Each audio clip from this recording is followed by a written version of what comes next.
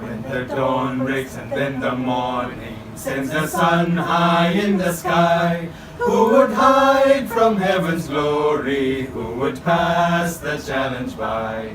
La la la la la la la la la la la la la la la la. La la la la la la la la la la la la la la. There's a morning for every nation when the sun's high in the sky. There's a time for every people to affirm their destiny.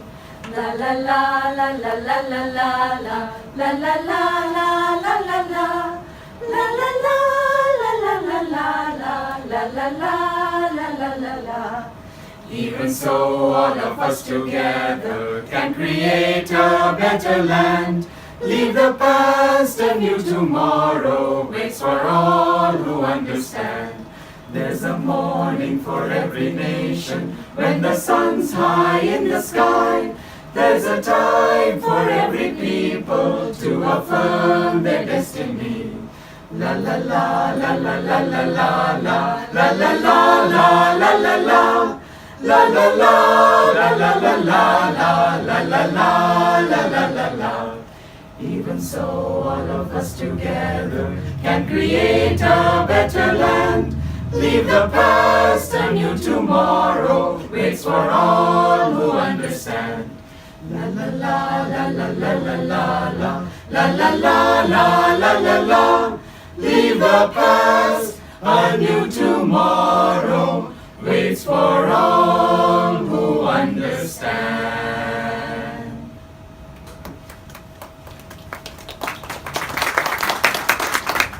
Well, thank you again. Thank you all for joining us. And if you are in the back, please, you can come forward. There's room up here. We want you to be comfortable. So again, please, Vanga Vanga and Ukaranga. My first Tamil poem.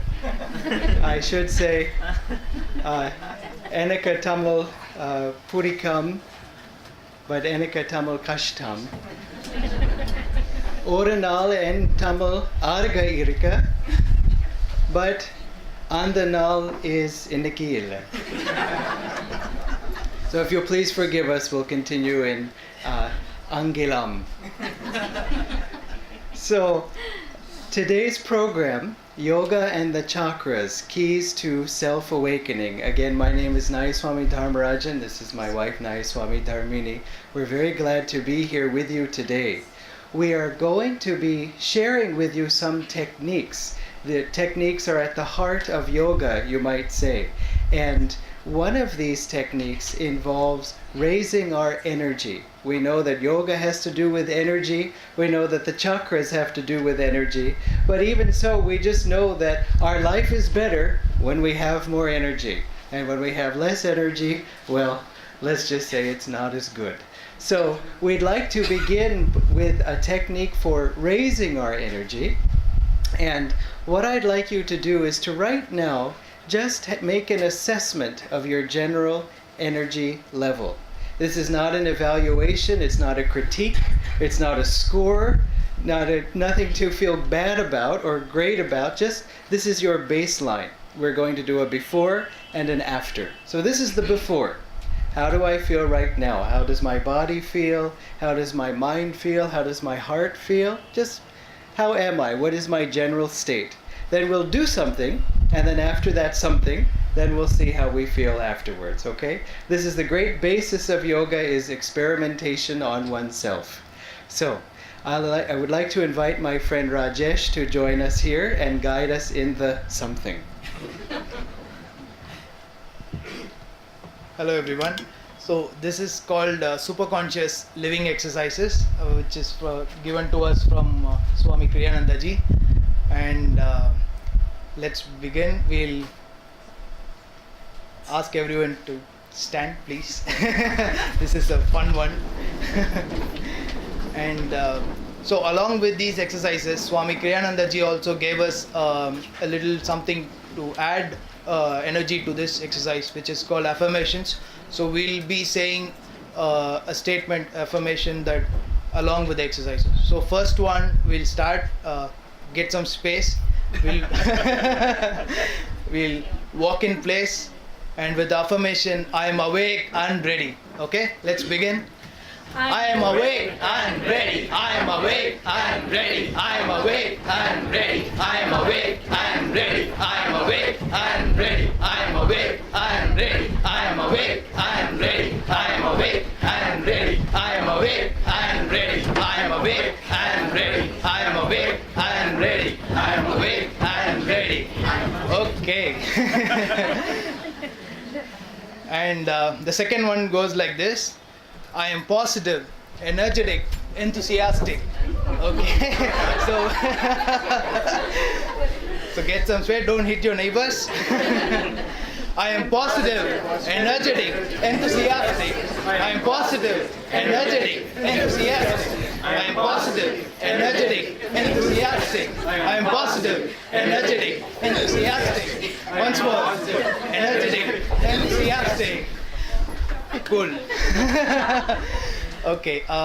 Swamiji also emphasizes that we keep smiling. And Nayaswamis Dharmarajan and Dharmini also says it'll better we smile. Okay, the third one, along with the smile, we'll say we take the fist and then we tap our hands, forearms. I am master of my body. I am master of myself. I am master of my body. I am master of myself. I am master of my body. I am master of myself. I am master of my body. I am master of myself. I am master of my body. I am master of myself. I am master of my body. I am master of myself. Okay, now we take the palm and we rub the forearms and wherever the body. Okay, and we affirm. Awake. Awake, rejoice my body cells. Awake, rejoice my body cells. Awake, rejoice my body cells. Awake, rejoice my body cells. Awake, rejoice my body cells. Awake, rejoice my body cells. Awake, rejoice my body cells. Okay, next one is another fun one.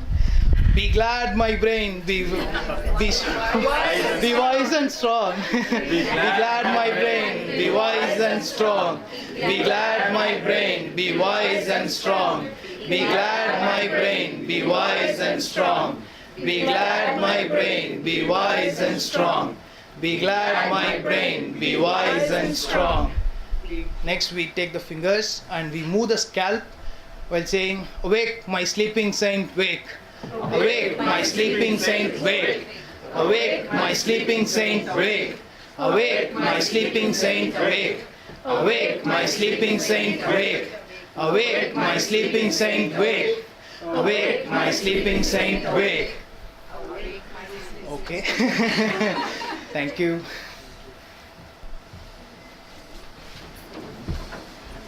Yes, please be seated. Okay, so now that we are in the after, how do you feel after? You feel better? Nalaraka? Okay, good, good. I can see a lot more smiles and eyes are more open now. So, you know, even though we had a lot of fun with that, it's a very important principle of how we have the ability to shift our level of energy. You notice that it didn't take very much time and very much effort for us to raise our energy. It also didn't take very much coffee. In fact, we had no coffee in that exercise, and yet still the energy came up. And so this is really the hallmark of yoga. Wednesday is the International Day of Yoga, and we wanted to celebrate that together here today with this program. We thought it might be more convenient for you to come today than on Wednesday itself. And so the study of yoga, you could say, or more properly I should say, the practice of yoga has as its goal self-awakening. That's in fact, again, this title of this program, Yoga and the Chakras, Keys to Self-Awakening. Yoga gives us techniques, practices that we can do ourselves in order to achieve that awakening. In fact, we're going to share a number of them with you today. This was the first one, but we'll share more, especially as they relate to the chakras. If you're unfamiliar with this term, the chakras, I will explain it in just a little bit. But yoga, of course, in English means union. And this is really the key to our awakening, when our little soul merges with the big soul. Or you could say that when we achieve union among the different parts of our personality, or parts of our being, body, mind, and soul. But the key that yoga offers is giving us experiments, as I said, to try on ourselves. Techniques. What can I do? Someone takes up yoga when they come to the point in their search for truth, when they say, I know that I want truth, and I know a little bit of what that truth looks like, but how? How do I achieve it? How do I improve my life? Give me something to do. I'm glad to know that many saints achieved enlightenment. I'm glad to know that others, through certain practices, improved themselves. Tell me what to do. Then let me try it for myself. See if I like it. See if it works for me. This is really what yoga applies itself to. It is the science of our inner search.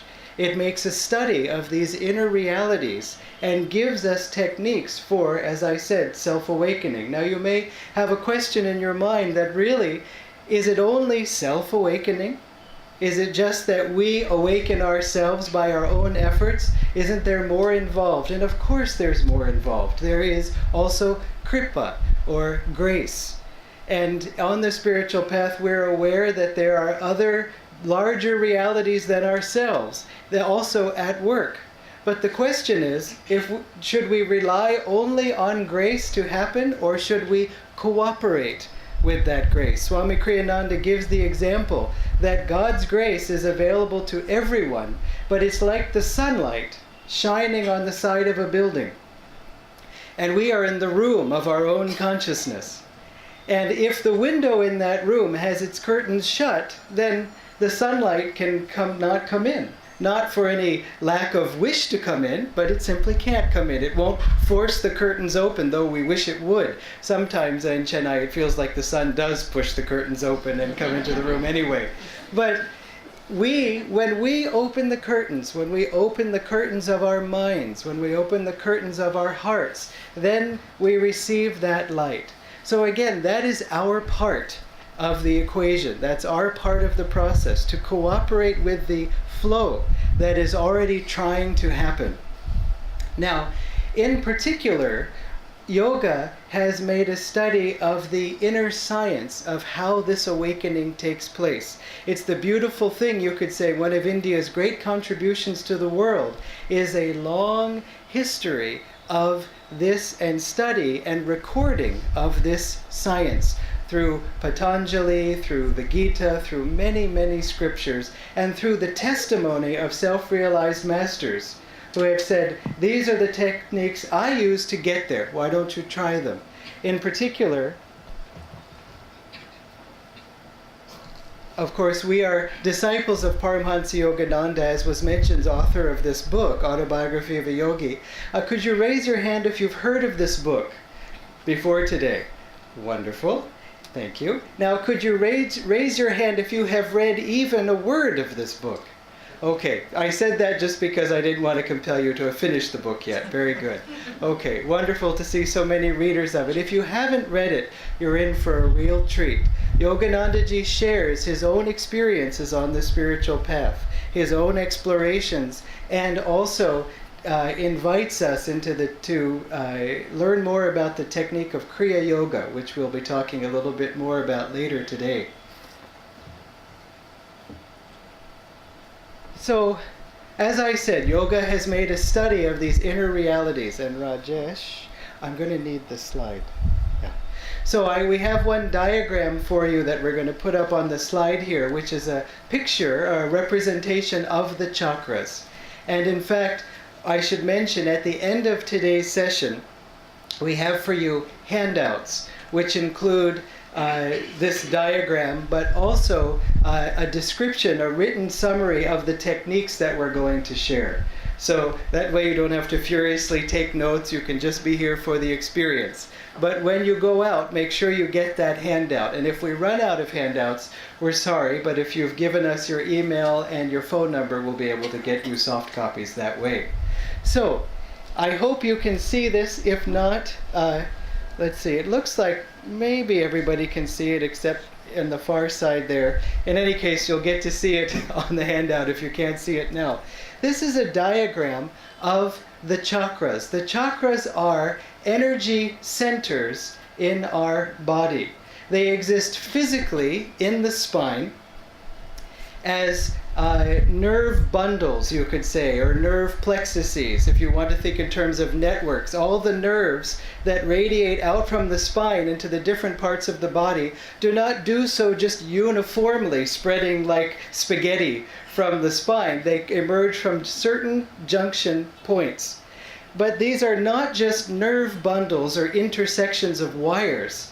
They're also great houses or whirling discs, even as the word chakra implies, of energy.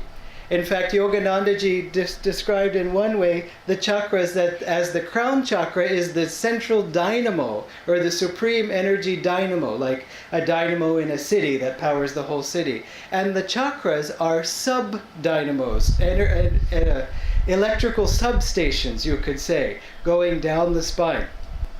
So again, they're listed here. Now, I've told you that yoga describes a universal science, a universal reality. So, if that's true, what experience of that reality have we had? Well, it's interesting that when we were teaching years ago in Bangalore and talking a little bit about this subject, a woman came up to us afterwards and said, you know, my son had a very strange and interesting conversation with me last night. He said, Amma, I feel that God is everywhere. And she said, yes. And then he said, but I also feel God is not only everywhere outside, but he's also inside my body. And this boy, I should mention, was about 6 years old. She said, okay, good, continue. And so he said, but I don't feel God everywhere in my body. I only feel him in certain places. I feel him here. I feel him here. He pointed to his heart. I feel him here. I feel him here, and I feel him here. And it's fascinating that on his own, she said these were, of course, the location of many of these chakras exactly. He pointed them out for himself. She had not talked to him about the chakras. It didn't come up somehow over breakfast with your 6-year-old. And so she was amazed that he was speaking from his own experience and corroborating this theory, which of course is not a theory but a fact. But what experience have we all had of this inner reality, if in fact it is? Well, first of all, the third chakra at the navel is our center of willpower, of my will. I will get it done. Now, what happens when we are feeling a threat to my willpower, when we start to get nervous? What do we even say happens? We start, there is a few butterflies in the stomach. There's not butterflies in the ear. There's not butterflies in the knee. It's in the stomach. We know that. Why? Because we feel it. Okay, I have to get calm. That sense of nervousness, I'm not sure if my power is going to be enough. We feel here. Similarly, where do we feel love? That's what the fourth chakra is claimed to be, the heart chakra. When you feel great love, you feel a deep feeling here. And so when we feel also other feelings, the absence of love or hurt, we feel it here. When someone says, I'm so upset because I lost my love, I have a broken knee, a broken cheek. No, it's always a broken heart in every language. It's not, well, in Spanish they believe you break your nose. No, it's always a broken heart.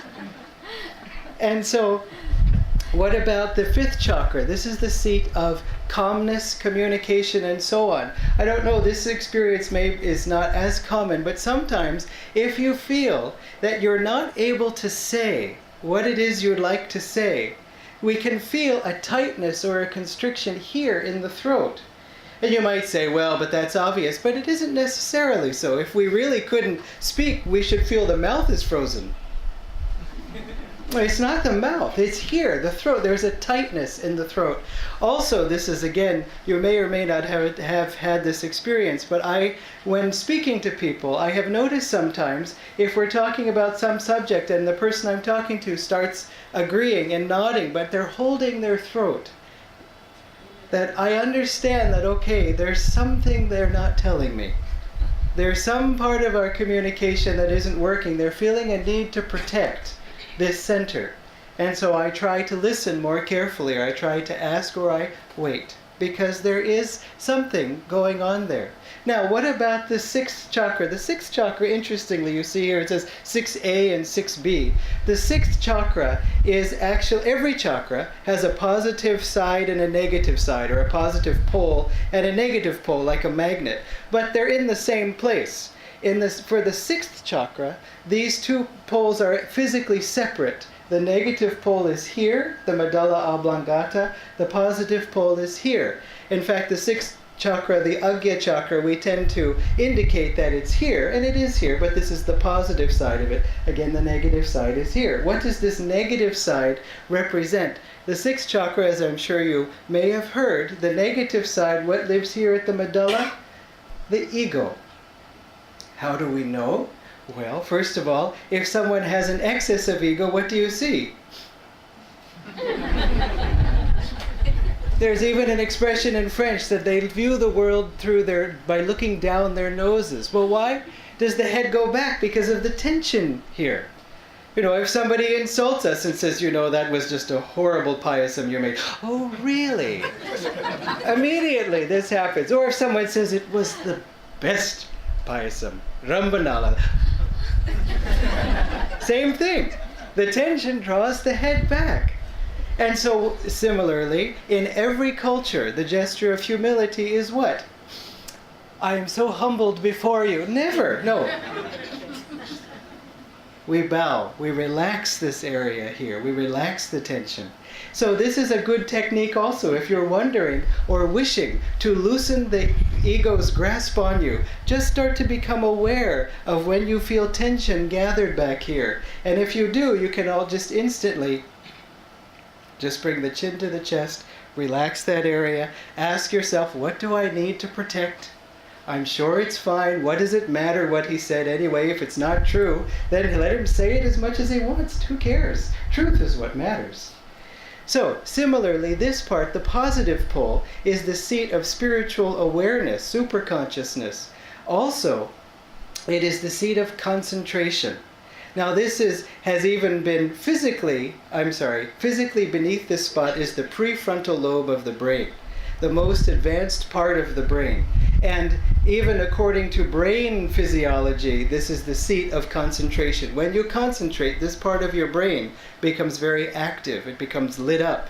In fact, as I said, this is the most advanced part of your brain. It also, according to medical science, controls your personality, your decision-making process, your ability to just be cheerful, seated all here. And so this again is the Agya chakra, the positive pole. I don't say that the Agya chakra is the prefrontal lobe. These energy centers are subtle. They're not just in the physical body, they're also in the energy body. We'll talk about that a little bit later. I also am not saying your personality is produced through this brain structure, but it is expressed through this brain structure. So, how do we know that? When we concentrate, what do we do? I need to concentrate on what you're saying. It's very serious. What do we do? If you can't see, I'm knitting my eyebrows. I'm bringing my eyebrows together. We automatically concentrate there. People who concentrate there constantly, you see, they may even have a little indentation here from the habit of focus. And so it's a good thing to be able to learn how to concentrate here more and more. So again, this is not just an abstract theory and we say, oh, the seat of concentration is there, and someone says, Avriya. No, you know it's here from your own experience. So, if these chakras, though, are universal, are they only explored in the yoga tradition? If, in fact, they are a universal experience among all truth seekers, shouldn't they have been referred to in other traditions? And they have. The chakras are mentioned in the Upanishads, for example. They're also directly and very openly, and of course throughout the yoga tradition, but they're also referred to more subtly in the Bible. And so in one quote from the Bible it says, "And the angel said unto me, What seest thou? And I said, I have looked, and behold a candlestick all of gold, with a bowl at the top, and 7 lamps thereon." So a candlestick all of gold. The gold is often used as a symbol of light. Because also if you're writing in an earlier time, you can't say something is made out of light. Now we know that things can be made out of light. We have light bulbs, and they look like focused bundles of light. But what if there are no light bulbs? It's hard to say something is made of light. And so that candlestick could represent what? The spine. The bowl at the top. The Sahasrara. And the 7 lamps, again, lamps directly, 7 bundles of light, 7 chakras.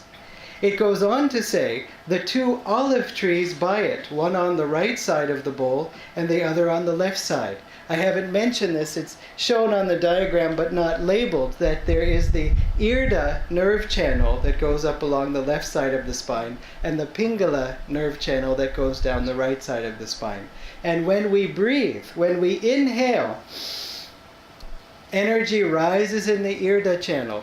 When we exhale, energy descends in the Pingala channel. This is true physically, that these are physical channels that exist, but it's also true energetically, and our astral body is really where this activity takes place, this rising of energy in Irda, descending in Pingala.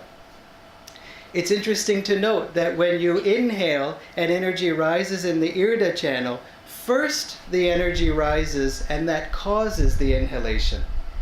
The inhalation is more familiar to us, so we might think you inhale and then make the energy rise. It's the opposite.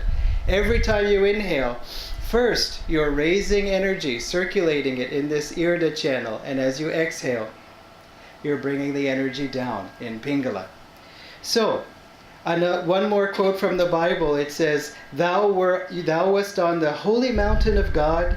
Thou hast walked up and down in the midst of the stones of fire. The stones of fire in the chakras. And again, this walking up and down. What did we just say? Energy rising in the spine as we inhale, descending in the spine as we exhale. Also, in another tradition, there is the Sufi tradition. There's the Rubaiyat of Omar Khayyam, which you may be familiar with. It's a very famous poem. But it also has a deep spiritual teaching, which Yoganandaji explained. There is one quatrain from this poem. Up from earth's center, through the 7th gate, I rose, and on the throne of Saturn sate, and many knots unraveled by the road, but not the knot of human death and fate.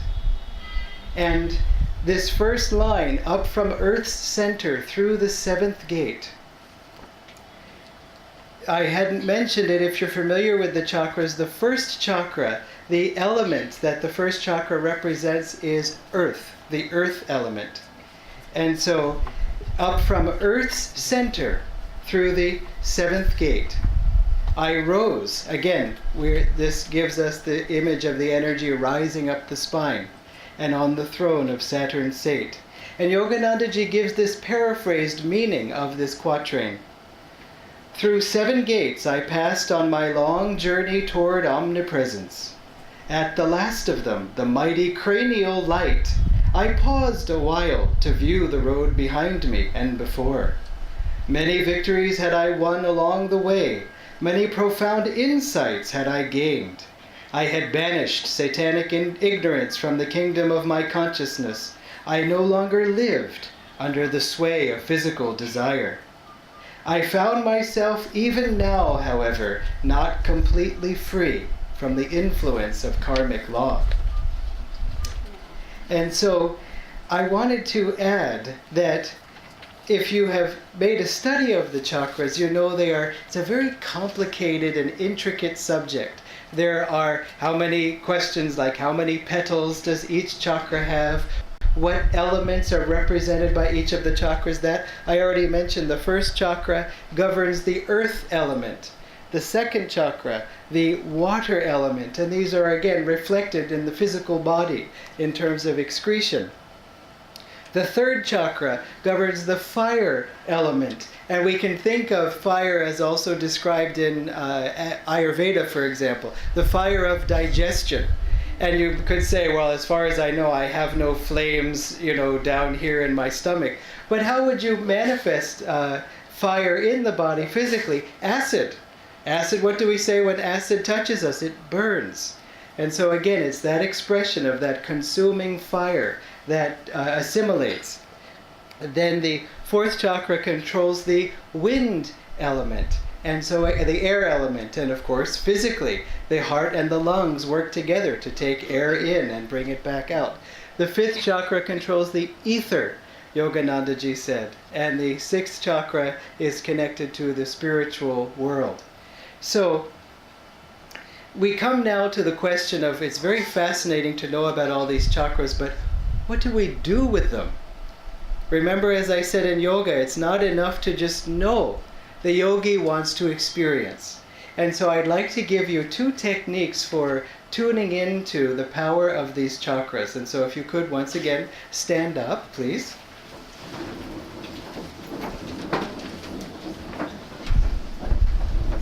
Don't worry, these exercises are a little safer. So what we're going to do, which unfortunately if you're in the back you won't be able to see me as clearly, but we're going to do the tree pose or Vrikasana. So let me first just demonstrate what that is. We want to inhale, bring the hands up like this over the head, then bring the hands back toward the head, opening the elbows up, not touching the head but just above. Also lift your left leg up, so that you can either rest it on your leg if you know how, or just rest the toes on the floor with the left ankle, heel pressed against your other leg. Try to keep your balance. If you're having a hard time keeping your balance, just look ahead at some fixed point. Keep your eyes fixed, your gaze fixed. It will help you to keep your balance. So, a lot of beautiful trees out there. Now, tune into the strength of this asana. Tune into the fixity, unmoving. Feel that your feet are rooted into the floor. This is the spiritual quality of the first chakra, the earth element. Feel again that strength of fixity of purpose. I am here rooted, I will not move. That strength in stillness. Keep your eyes looking slightly upward, not just straight ahead. This helps to lift the consciousness. This also helps us tune into the power of the second chakra, because trees have not only roots that keep them strong and stable, but they also have branches. And those branches sway with the wind. They move, they flow with life's changes. And so we don't need to wiggle our branches, but tune into the fact that of our ability also, like water, to flow as is needed, to be strong but also flexible. Tree branches are very flexible, or else they would break, as we all found out last December when Varda hit. And so let's tune into our own strength in flexibility also, so that we don't break under adversity, but are able to adapt. And let's do an affirmation that goes along with this asana. I am calm, I am poised. Let's say that together. I am calm, I am poised. I am calm, I am poised. I am calm, I am poised. Very good. Let's inhale and bring the hands up, and then exhale, slowly bringing them back to center. Now, normally to balance this asana, we would also do it on the other side. Keep that in mind. We won't do it on the other side, but you want to do this one each with each leg. Another asana, another exercise we'll do, this is for the heart chakra, the fourth chakra, and this is called the full yogic breath. Let me demonstrate it for you once so that you can practice it safely relative to your neighbors. We're going to inhale, bringing the hands up, and then exhale, bringing the hands down, bending at the waist, and then inhaling, coming back up. So in other words, we complete our inhalation, our slow inhalation at the top. You could even come up on the toes. And then we do a slow exhalation, bringing the hands all the way down, completing the exhalation, bending forward. This helps us to open up the heart chakra, especially as we come up. Feel that you have the courage, the calmness, and the strength to have your heart open to the world. So let's start now. Let's inhale, bring the hands up. Looking up, opening the arms apart. Feel the openness of the heart. Exhale slowly now, bringing the hands down the front of the spine, bending at the waist. Take a slow inhalation, coming up, bringing the hands up. The hands help draw the energy up the spine, opening up, exhaling slowly, relaxing, releasing. Inhale, new life. New opportunity. Exhale, release patterns that no longer help you. Inhale, coming up. And this time as you exhale, just bring the hands to the side, sweeping the aura, coming back to center. Okay, thank you. You can be seated. And we'll now get into more of these techniques, and I'd like to invite Dharmini ji to continue.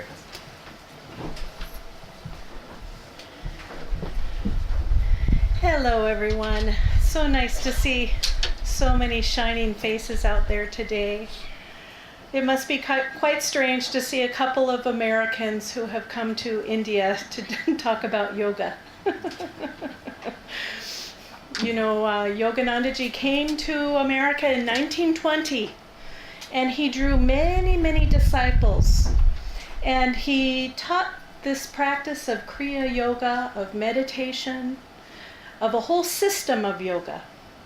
Many times when people think of the word yoga, especially maybe even with yoga and the chakras, you might have thought this might be a yoga class where we just do asanas. But yoga is a full system of a way of living. And one of our main emphasis at Ananda is on meditation. And so when we talk about chakras, before I got on this path, I was basically out visiting many gurus in the Bay Area of San Francisco. Some of you may even have children or relatives in the Silicon Valley area. I was an engineer at the time, and I was searching. I was feeling an emptiness inside. America is quite materialistic and doesn't give great guidance all the time on how to feel the presence of God inside. And that was what I was longing for. And so for a long time I was visiting different gurus, and I was very interested in metaphysical things, including the chakras, and I learned all the colors of the chakras. This is this color, this is that color, and oh, that chakra's blocked, and this chakra's blocked, and how can I open my chakras? And Yoganandaji, he uses a different language for the chakras. It's not, is this open, is this closed, is it balanced? Nothing like that. What he talks about is the inner experience and the outer experience. So the outer experience of the chakras is, I work, I send my energy outside, my senses are out, I'm tasting this and driving that and going here and going there, and I love you and I hate you, and I'm doing all sorts of things outside of myself, yes? This is when the energy is going from the chakras out into the world. And when it is doing that, the lotuses in the astral spine, which is where the chakras are located, the lotuses are turned downward. And so people will often say, oh, the lotuses are downward, that means they're closed. But what that means actually is the energy is going outward, outside of myself. Very often when the energy is going outside of myself, I can't feel myself. Something is missing. I am reaching outside of myself for satisfaction. I am looking for my life outside of me to give me happiness. I get a new car, now I'm happy. My child marries the wrong person, now I'm sad. My child won't get married, I'm happy. My child will get married, but to the wrong person, I'm sad.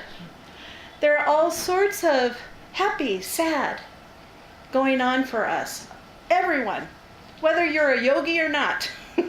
The outside world can be disappointing or happy, but it's all swinging on a pendulum, isn't it? I'm happy, I'm sad, I'm happy, I'm sad. At some point, we get tired of the pendulum. At some point we say, time to go inside. Time to find my happiness inside. That's the best kind of happiness. That is the happiness that comes for no reason. That is the peace that fills us from within. That's the peace we all long for. That's the calmness. That's the wisdom of the Guru whispering to us the intuition we long to hear, to find the guidance for our life, to tell us the way we should go. It's all within. So, the chakras.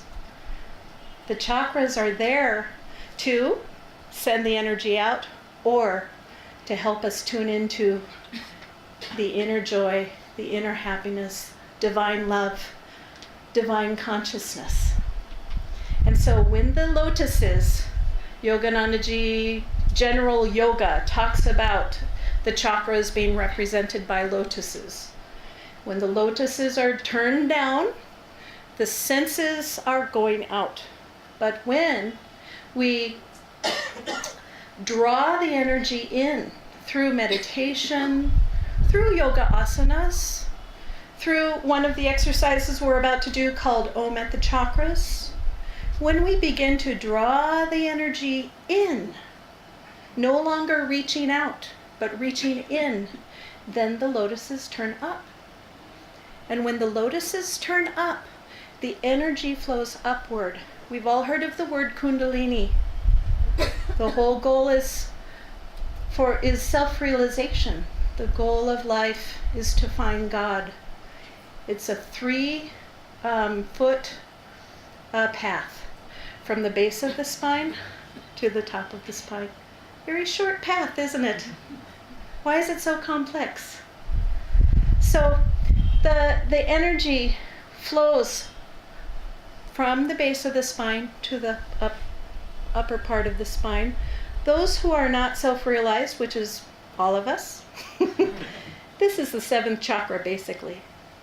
Only once we are awakened do we worry about this chakra. So for now it's usually 1, 2, 3, 4, 5, 6, 7, like that. And so we're going to be chanting Om at each position of the chakras. And by doing that, we can say we're awakening the chakra, but really what we're doing is we are inviting our senses to go from outside to inside. Yoganandaji talked about how when we focus on each of the chakras going up the spine, we are slowly but surely withdrawing the energy from the senses. If you've meditated before, you know what I'm talking about. When we meditate, Yoganandaji said, turn off the sense telephones. So we don't want to see anymore, hear anymore, taste, feel. All of those sense telephones, we turn them off and we bring them in. And when the chakras are withdrawn from the outer senses, this is when we begin to feel those good feelings. So when the energy in the heart, in the Anahat chakra, is withdrawn from external, then we begin to feel divine love. Divine love is unconditional love. When the energy is withdrawn into the Vishuddha chakra, that's when we feel a sense of expansion, a sense of expanding out into the open. And it's an inner expansion. We feel the whole world has expanded into infinity. When we have withdrawn the energy and we feel this, sometimes you'll feel a sensation here. When you meditate, you might feel some pressure here, you might feel a sensation here. This is the seat of divine joy. You feel great bliss in this point. And when we withdraw the senses and feel that bliss, we realize, who cares about anything else? You don't care about anything else. And you think, uh-oh. Well, actually, very often the parents will tell the children, don't practice yoga yet, because you don't want to withdraw from the world, okay? But Yoganandaji taught, we can be in the world and feel bliss. We can do our daily responsibilities in bliss. We can be householders and be yogis at the same time. We don't have to run off to the Himalayas. We don't have to run off to the Nilgiris. We can do it now.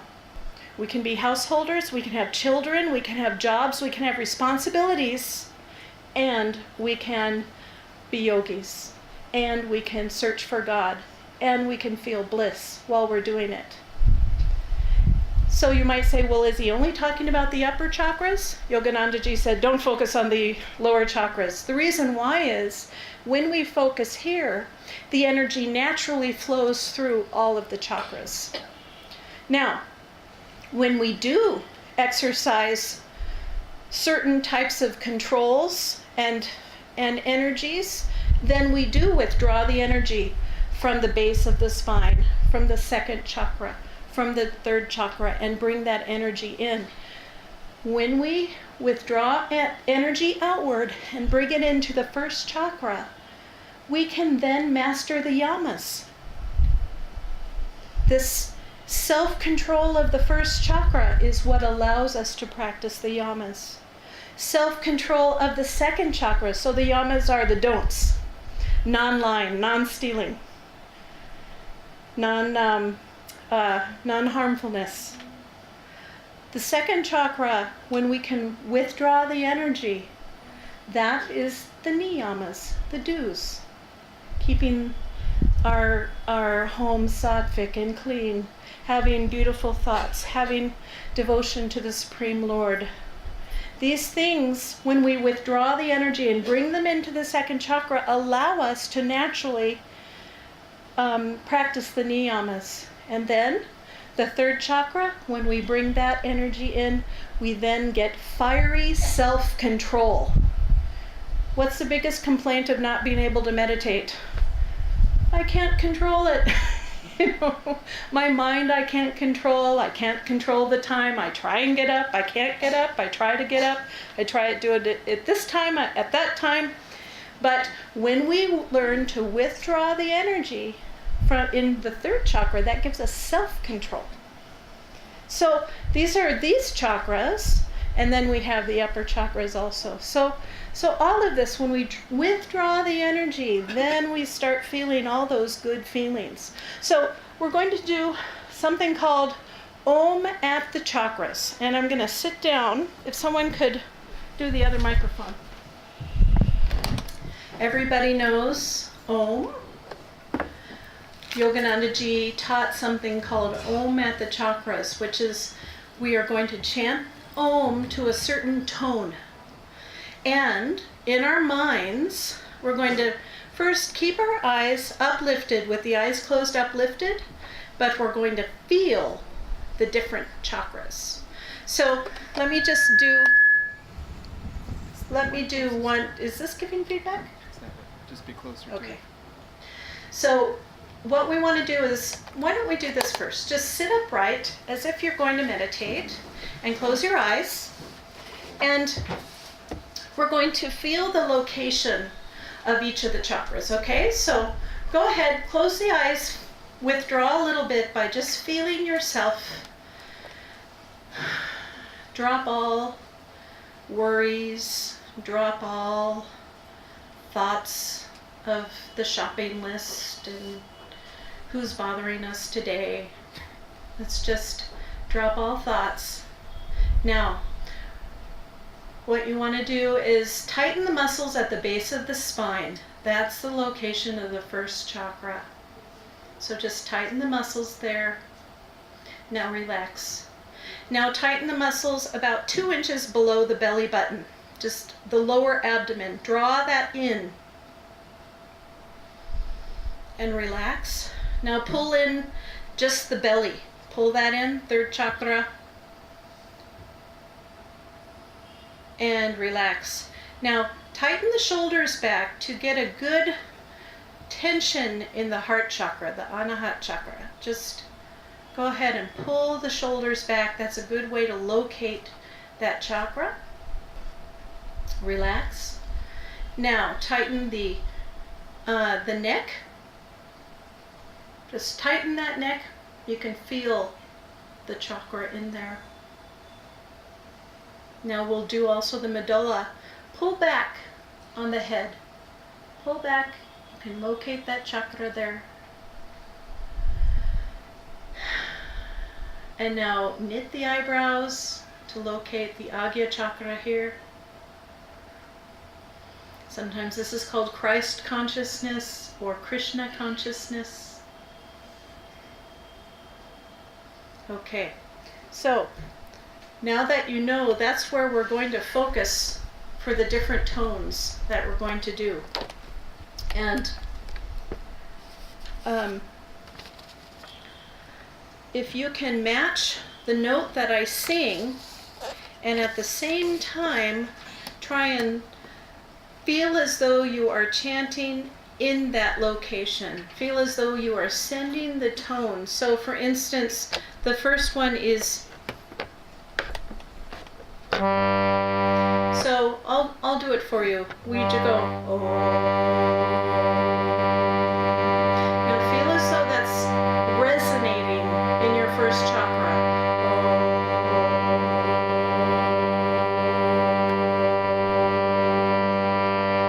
Now the second chakra.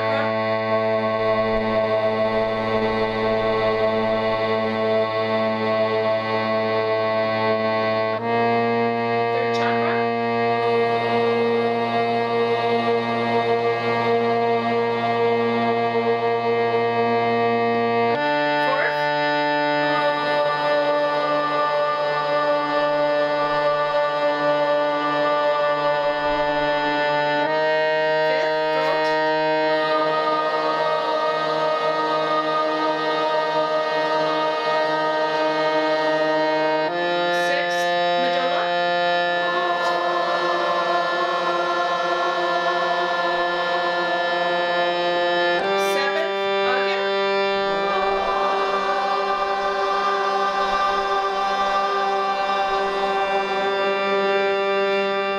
Now, the way this is normally done is, at first it's done loudly, up, and then down, then softly, up, and then down. And the reason why it goes from louder to softer, in fact, you can do it at many gradations, but we don't have the time to do it, where it's loud, then a little less loud, then a little less loud, then quiet, silent, more and more quiet, until it's silent. The reason why is you start out loud, you're kind of awakening yourself. Then as you pull your consciousness more and more inward, you become softer and softer. And then you're able to feel more of your chakras the more softly that you are chanting. So we just went up, and Yoganandaji said you always end up. So we're not ending up yet, but we went up, we're going to go back down, and then we're going to be soft going up. So we can still be loud coming down, and then let's go soft. And as we chant softly up, try to really feel inwardly that you're having an inner experience just inside yourself. Even though this room is crowded, when we close our eyes, we can feel as though no one is there. Feel as though just this experience is happening within you. Okay? So we went up. We'll repeat this note. This is, again, Agya Chakra.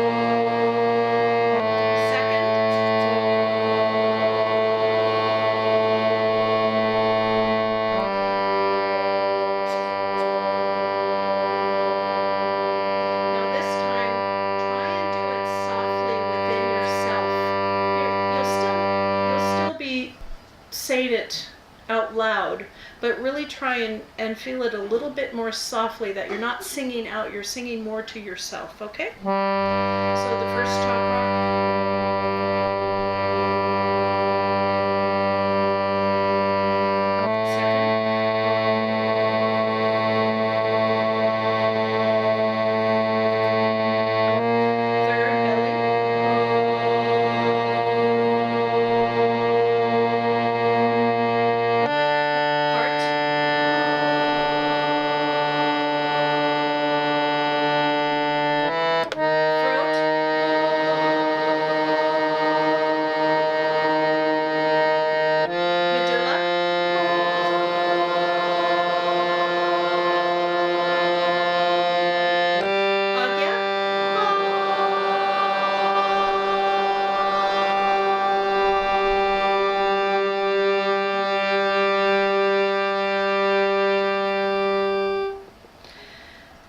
Now what we're going to do is we're just going to have a brief meditation. And in this meditation we're going to follow the breath. And one of the things Yoganandaji said that we can do, this is just an exercise. Normally we practice what's called Hansa or Kriya Yoga practice, but in this one it involves a bit of a visualization. As we close our eyes, we're going to visualize the breath going up and down the spine. And so as it goes up and down the spine, it's encouraging the chakras to withdraw the energy from the outer senses into the inner senses. And it's encouraging the Kundalini to rise. And as we inhale, let's visualize and feel as though we are encouraging Kundalini to rise. And then as we are exhaling, let's feel as though we're encouraging our ego to withdraw from the world. And when we withdraw the ego from the world, that's when we realize that our inner happiness is inside and not based on the outer things that are there. So let's go ahead and sit up straight. And this will be a silent meditation. I'll guide us just through the first up and down, and then you'll do a few rounds just on your own, okay? So inhale.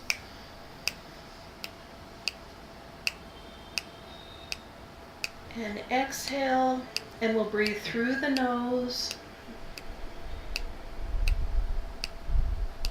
And now as you inhale, feel as though you're drawing the energy up the spine.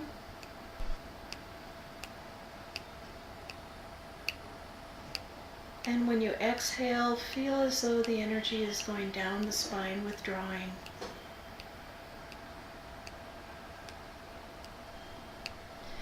Go ahead and do this on your own a few times.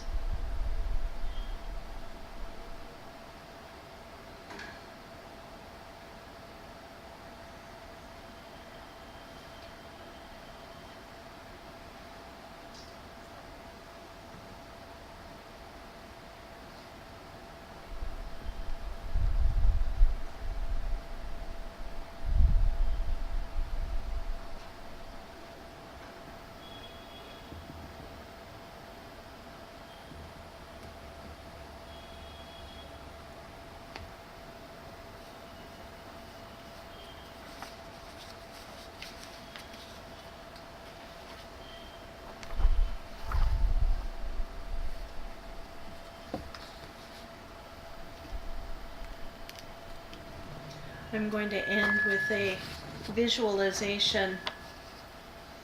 One of the things Yoganandaji talks a lot about is experiencing God within. And this is a visualization for feeling calmness, or feeling peace, which is an aspect of God. Meditate on the calmly flowing river as it moves majestically down toward the sea. Feel that your life is a river of calmness, flowing with purpose, not rushing off in 100 directions at once, but a calm, sedate flow, always moving toward an ultimate purpose, a purpose which is vast like the sea. Feel all the other little movements of your mind being drawn into that one movement, as if in its wake to flow with the river. Feel that a new movement then takes over, and that this new movement contains meaning, and a grand meaning at that.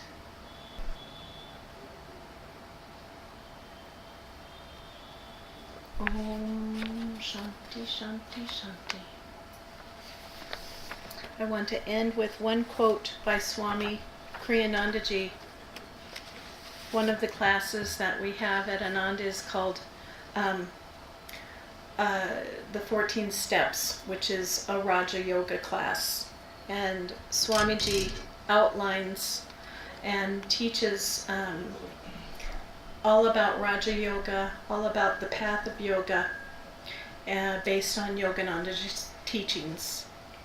But in relation to what we were just speaking about, he says, O yogi, strive therefore to live more in your spine. Remember, all you are seeking in this world will be found in your own self.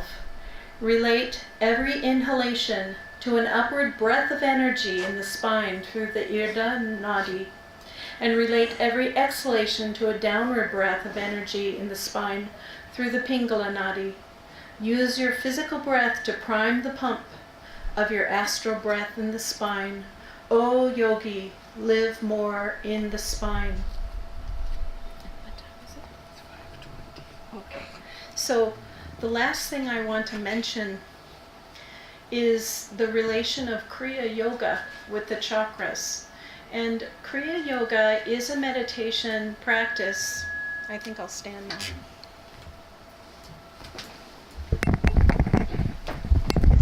Kriya Yoga is a meditation practice that Yoganandaji gave initiation into. It was brought back into modern society through Babaji and through Lahiri Mahashaya. Here's Lahiri Mahashaya, Babaji. Many of you know Babaji. And so this was brought down the lines of the Kriya Yoga masters. And there's a few different lines of Kriya Yoga. Ours is the one that comes through Yoganandaji. And Kriya Yoga is a system of meditation. It involves certain breathing techniques, things like that. Requires initiation in order to do. But a very interesting thing about how it works on the body. Yoganandaji talked about how each of the chakras contains our karma. And each of the chakras has vrittis. Now, I'm talking about the astral spine, which is the energy body that we have, not the physical. And so from lifetime to lifetime, we take this energy body, this astral body with us, and we work on our karma. And as Kundalini rises through the chakras, it loosens some of the karma that we have and roasts the seeds of karma. Now, when karmic seeds become loosened, sometimes they blossom in the world stage. This is when we might say, oh, that was bad karma when something happened, or oh, that was good karma. But one thing that Kriya Yoga can do is it can roast seeds of karma before they blossom. And Yoganandaji called this technique the airplane route to God, as a way to burn up yoga very quickly.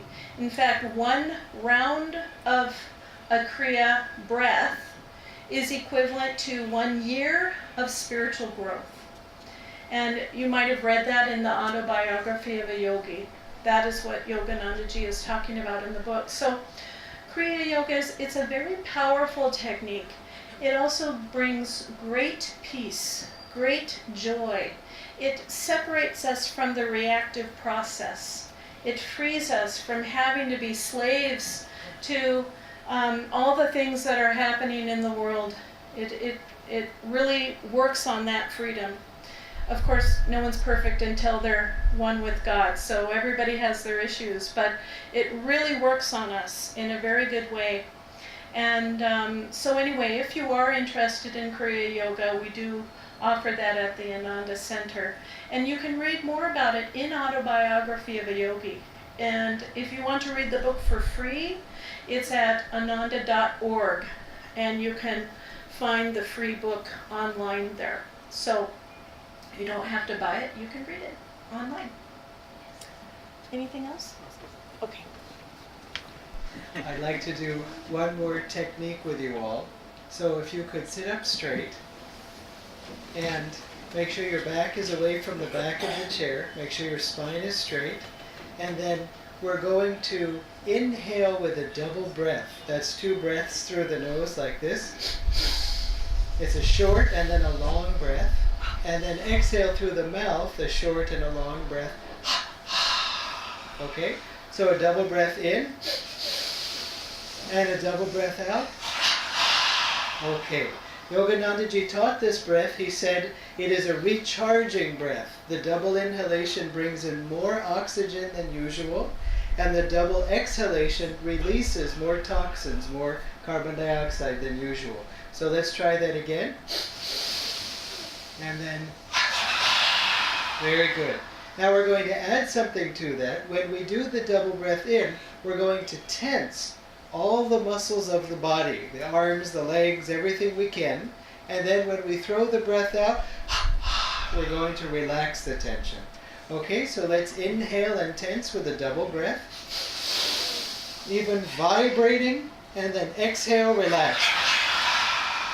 Again, inhale, tense. Exhale, relax. One more time. And now let's keep our eyes closed, keep the spine straight. Let's keep our eyes gently uplifted, as Dharmini mentioned. When we keep our eyes uplifted, even though they're closed, if they look upward slightly, this stimulates, activates the Agya chakra in the forehead, the spiritual eye. Again, this is the point between the eyebrows and slightly above.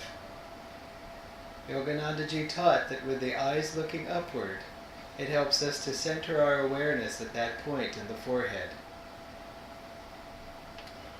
In order to affirm and to strengthen the upward flow of energy, which also can indicate and help the Kundalini to rise, let us do a long, slow inhalation as Dharmini taught us before. But let's hold the breath and concentrate at the spiritual eye as long as we can do so comfortably. Don't force it. It's not a contest. And then exhale slowly. So in other words, let's inhale slowly. Then hold the breath with the eyes uplifted, concentrating at the spiritual eye. And then when you feel to, then exhale slowly with a controlled exhalation. Again, inhale slowly. Hold the breath comfortably. Hold it as long as you can. Try to be still, focused at the spiritual eye. And when you need to, then exhale.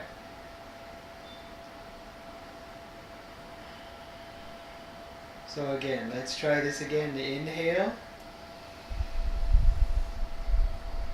And hold the breath as long as you can with the eyes uplifted. And exhale when you need to.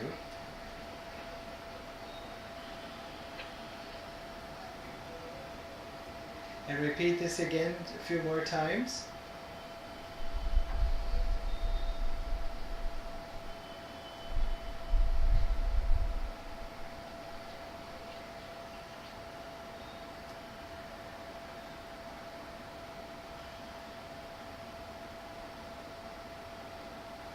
Again, we're affirming, strengthening the upward flow of energy in the spine.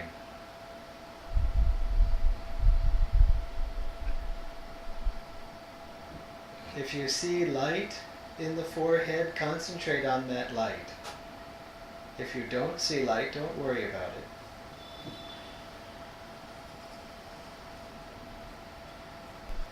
And after your last exhalation, let's continue to stay centered in the spine and let the energy flow with the inhalation and exhalation, but this time don't control it. Don't control your breathing at all, but be aware of it. Be aware of the breath flowing in and out.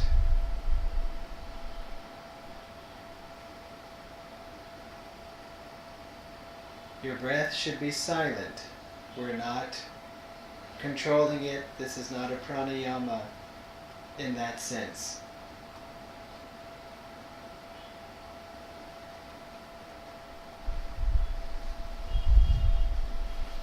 But as the breath comes in, as we did before with Dharmini, visualize the energy rising in your spine.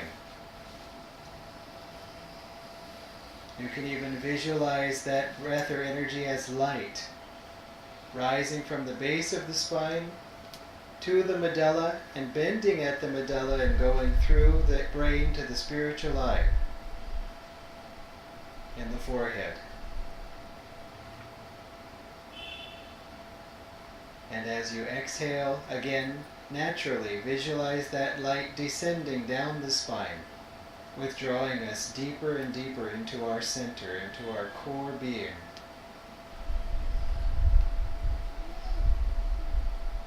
Again, this time we're not controlling the breath.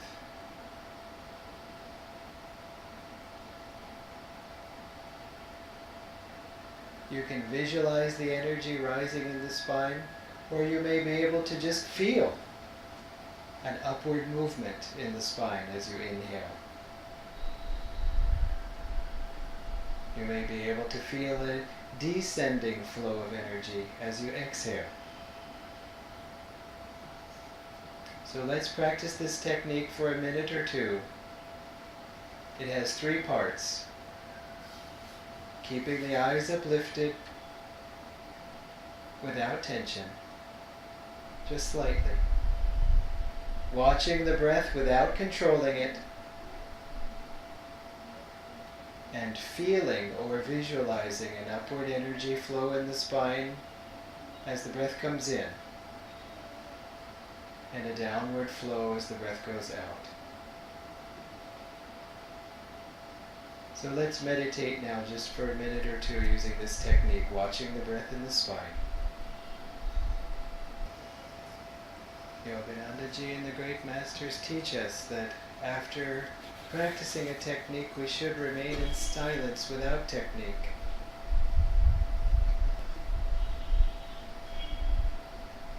This helps us to grow more quickly and especially improve our powers of intuition.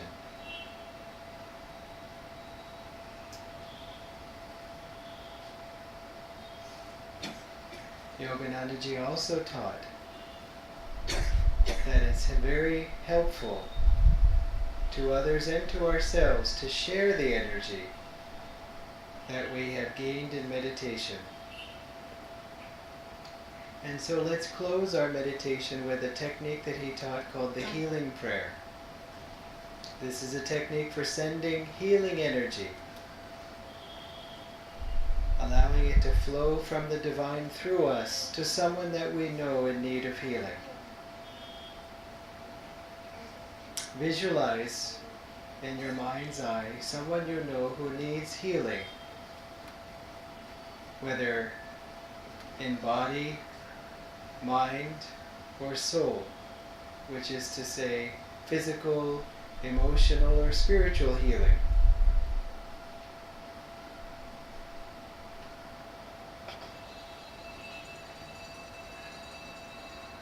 Visualize this person relaxed and happy, free of worry, free of pain, full of light, God's light healing every part of this person's being.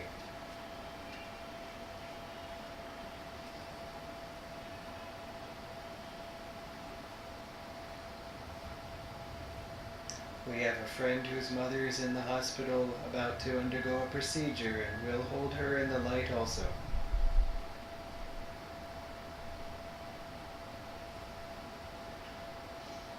And visualizing this person, let's bring our hands together. And this is the prayer Yoganandaji gave, which you can repeat after me if you feel to.